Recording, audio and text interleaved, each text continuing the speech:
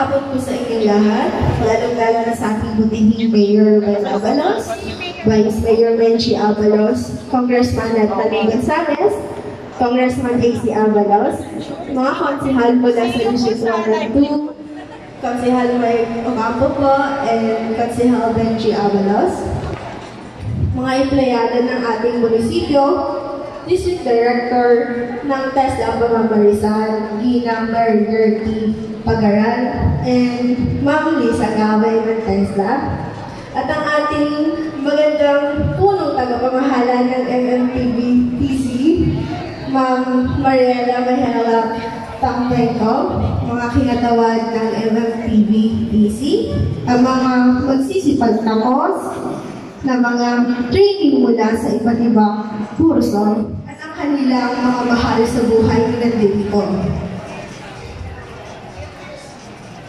Muli magandang hapon po sa inyo lahat. Nais kong simulan sa ating makabuluhang paksa. Hindi hadlang ang kahirapan sa taong pinagyaman ang karunungan.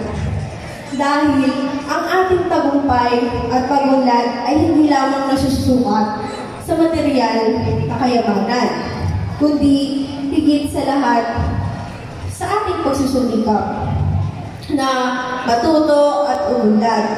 Ang karunungan ay isang kayamanan na hindi mananakaw ni man, at ito ang susi sa tunay na tagumpay.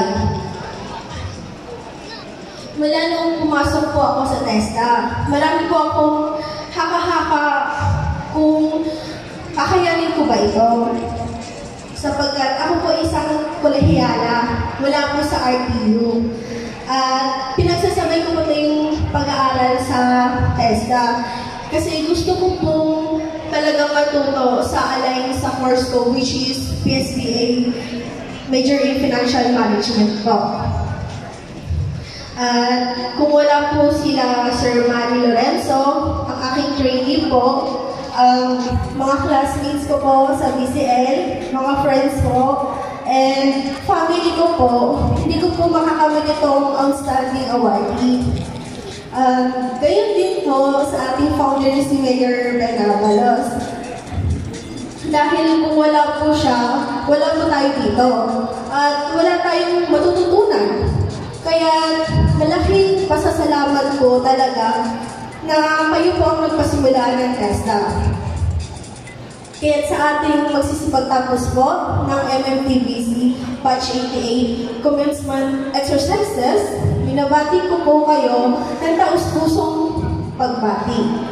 Ang araw na ito ay patunay ng inyong pagsusumikap, determinasyon, at sakripisyo po.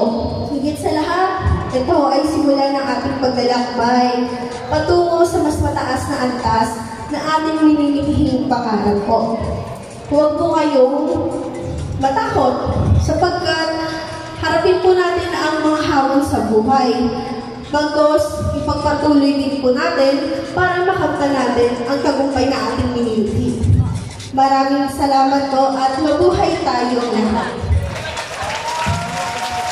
Maraming salamat, Jana. Ngayon naman po ay inaanyayahan ng lahat na panoorin ng isang natatanging video